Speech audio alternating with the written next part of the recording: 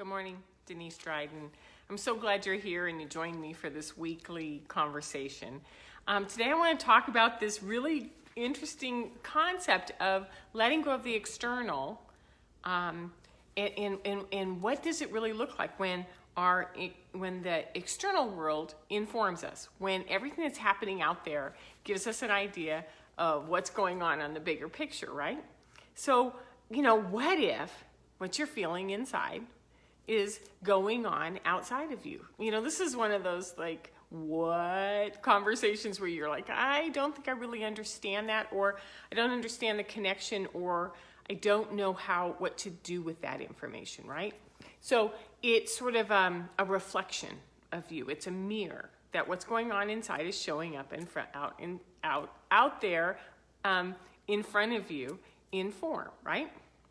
And then, what if just like that, you could figure out how to change that?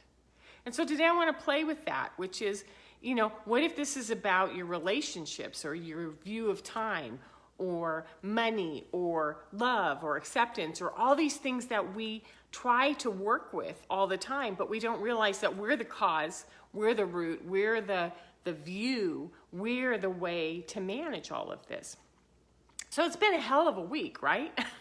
We've had elections. We've had, it's a hell of a week. It's been a month. It's been almost a year. We've had lockdowns. We've had elections. We've had homeschooling. We've had, we can just add all of these things to the list, right?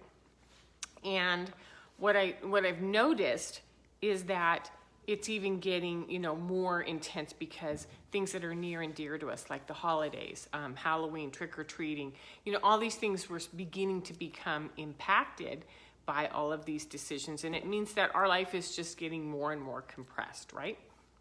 And so it may be chaos out there, but what I want to know is, what are you feeling inside? What are you noticing when this is going on? And how are you managing and coping and guiding yourself, and the people around you when you're noticing that this chaos is going on, right? So what are you doing? What do you really pay attention to? Now, where do you feel this inside? When you think of, another whole, all the way through the holidays now with kids at home. I've got a cat jumping around behind me. This is great. And why don't you get down? You don't need to be up here. Come on. There you go. Thank you. Where do you feel? Okay, feel a little frustration. I've got a cat there, but it's, it's the natural part. I'm house sitting with this beautiful little cat and he wants to be in the video. So where do you feel this? Do you feel this stuff in your head? Do you feel it in your jaw, in your neck, in your shoulders? Does it contract your breathing everything tightens up when I feel this? Is it in your stomach or your bowels or your lower back? Where are you feeling all of this? Where is it coming up? Now look around you. And what is talking to you the loudest? If you're homeschooling, if you got kids at home, is it your kids? Is it your partner? Are you angry with them? They're not helping out enough. Is it everything that you see on social media? Is it news? Is it, every time you turn around, there's election signs, there's this or that. What is it that's really triggering you? Go find out. So first, feel what's going on inside, deep inside. Oh yeah, that's right. This constricted breathing is just really hard.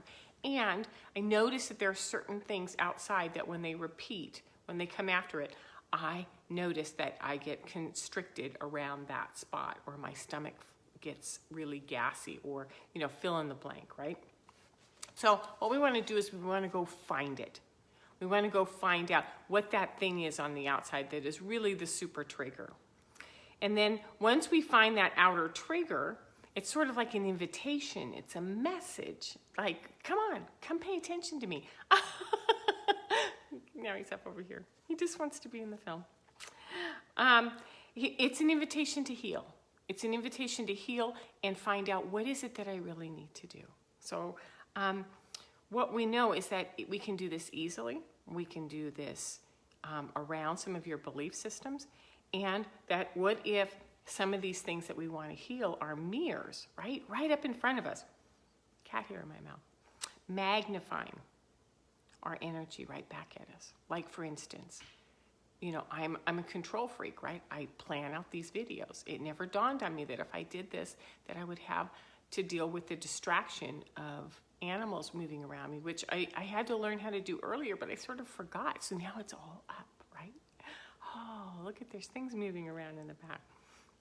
So what if nothing was really going to change out there, but we could do something inside? So I have a tool for you. I was going to walk us through something, and I thought it would be really a good idea to sort of show you how, not just to talk about this in the theoretical, but to really drive it home. So let me show you what I've been learning, because I did this Saturday morning, and I was shocked and amazed at how fast it worked, okay? So first, take that one thing that was in front of you that's bothering you, that one thing that came up, and you intuitively know. It sort of came up right away as soon as I was talking, So for me, what I was working on was money. It was like, oh man, this has been such a hard year, and I noticed that I'm always looking at ways to save money to make sure that I have enough to keep my commitments, right? And I'm in it all the time, okay? So you intuitively know it's going to pop right up, and it's going to surprise you, like, oh yeah, there it is, that's that one. So that's the first thing, is take that one thing that came up. The second thing, take 5-10 minutes, step out of away from everybody, go into your car, go take a walk, go get outside, and really talking about 5 to 10 minutes. This is not a long time, right?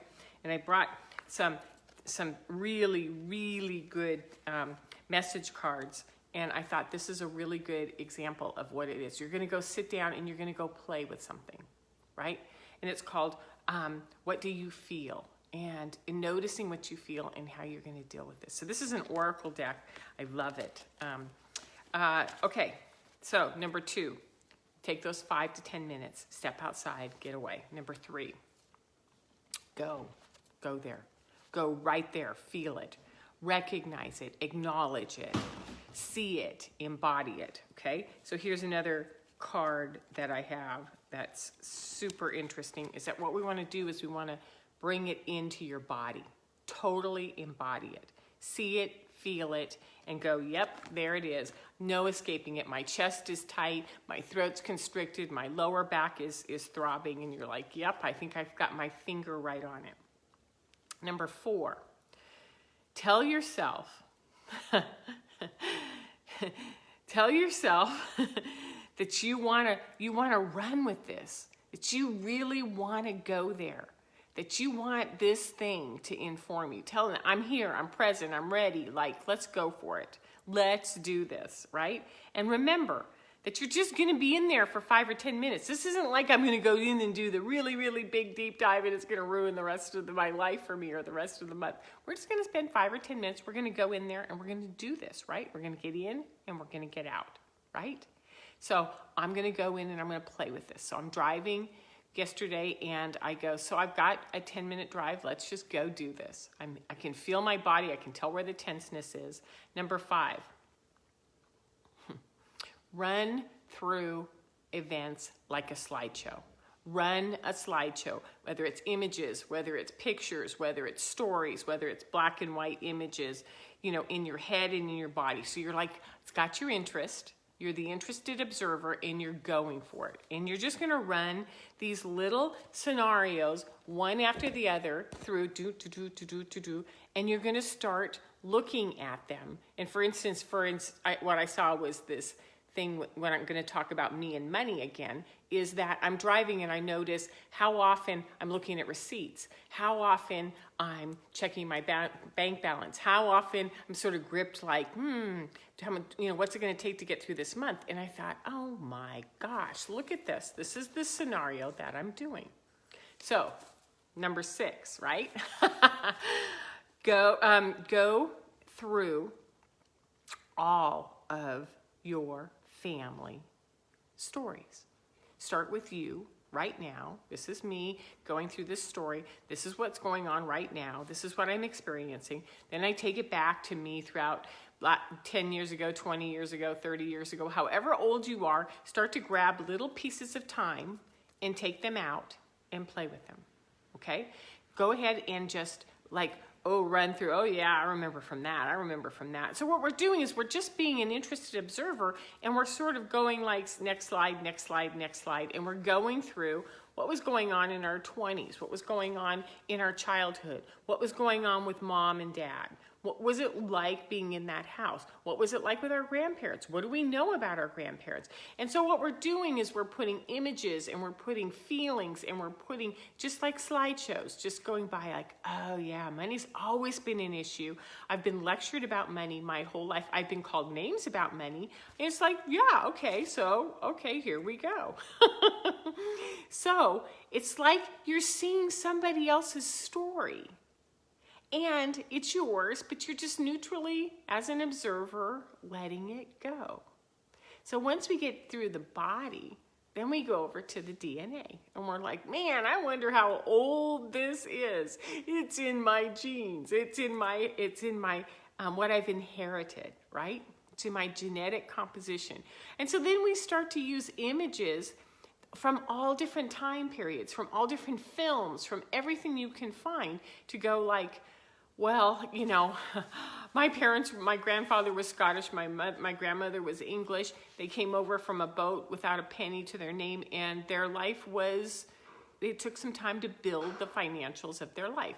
And so there's this angst. And I could start to use my imagination and put other characters from movies or whatever and go like, oh yeah, so I can tell how far back this goes, right? And so again, what you do is you go, I'm not afraid to find out what's in me, what's been in me for a long time. What was I raised around? What do you think I inherited? And what do you think's actually in this physical body of mine, right? And at that point you're like, okay, so there's a lot going on here. Number 7, you got it, which is the big one. And whether you believe in this or not, play with this. It's what does your soul incarnation have in this storyline? And this is where my imagination or my intuition or whatever you want to call it just really goes and flies with it. So imagine time periods in history where this might have happened, where you might have been involved in this. And you can go all the way up, which is when there was money, like for me, when there was money, all the way down to being a pauper on the side of the road, or being that dead body that they go, yeah, she just died on the road. No one ever took care of her. And every single fear that ever was there, you can make it up. You can hold it. You can check in and go like, oh, is this what is really going on? Look at how deep this fear is. So you feel the sadness, you feel the unfairness, you feel the agitation, you feel the judgment, you feel the abundance, you feel all of it. Again, this is only 5 to 10 minutes. You're just sort of like, whoa. So using my imagination, I might even free it from time and space and go into galactic times, go into ancient Roman times, go into anything I want to play with and start to grab little pieces of what my imagination wants to tell me about how old this is. Does that make sense? Number 8, normalize it all. Take all of it. This is what I have seen. This is what I feel. This is what I know. And it was like, yeah, that happened. That happened to one of my images. That happened to one of my images. That happened. Of course it did. And so you look at it from a place inside of you, not of disdain, but of like, oh, I get it. And this is where number 9, we own it. Yeah, there were a lot of parts of all of those images that I saw. Some of them were really hard and some of them were beautiful. I have deep empathy. I have deep intuition. I have deep love. I have experienced so much, and I have a card for this.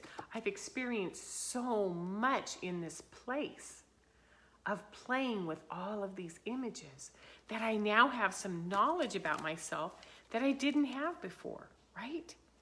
And I'm starting to see the true me. I'm seeing the way that I have compiled all of these stories about me, right?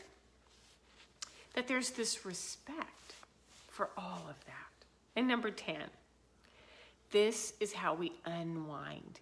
This is how we we take care of all of those pieces of us. We unwind the hold that they have. And so I use the example of money. You may have something about education. You may have something about how important it is to get an education, to go to college, or how important it is to stay married. You know, like these are these things, right, that are in your head that you hold on to. Now look at your current world with this ownership, with this awareness. And what you do is you go, with all the information I have now inside of me, this is how I'm going to make a change. Now I know what to do. I know where it bothers me. I know why I'm triggered. And then you sort of poof, you come out of it, you know, done. That was an interesting journey. And I have one last card, which I think is so beautiful, is that you just let it go. You just put it back and you go, been there, I get it. And I'm going to use the example that I have been using throughout, which is if I have a relationship with money and I just saw all this, then I go, well, of course I have. And I'm the one who gets to change that. So this is not my reality anymore. Boom, it's gone. And I think with the astrological stuff, with all of the events, all the chaos, all the dismantling that we're doing, now's the time where we want to bring these up. We want to move through them. We want to take care of things really fast. Because when you do this work, you do this soul detective work where you're actually gathering, reviewing, putting into perspective, and coming back out. Going in, gathering, reviewing, putting in perspective, coming back out. Your frequency changes. Your ability to be around others changes. You have clarity on what to do. And you know now what you didn't know before, so that it no longer has a hold of you. This is the whole point of doing this work. This is coaching in family systems. This is saying perspectives on our relationships. This is how we take all of this and we go in, we do the work, and we get out and we change it. So that's the kind of stuff that I've been doing each week, and I'm going to keep playing with this some more. And I found some great cards to share with you. So yeah, we're going to do that deep inner work, and we're going to play with it. And if you have any questions or want to get a hold of me, you can find me on DeniseDrydenCoaching.com. And have a great Sunday. You take care. Bye-bye.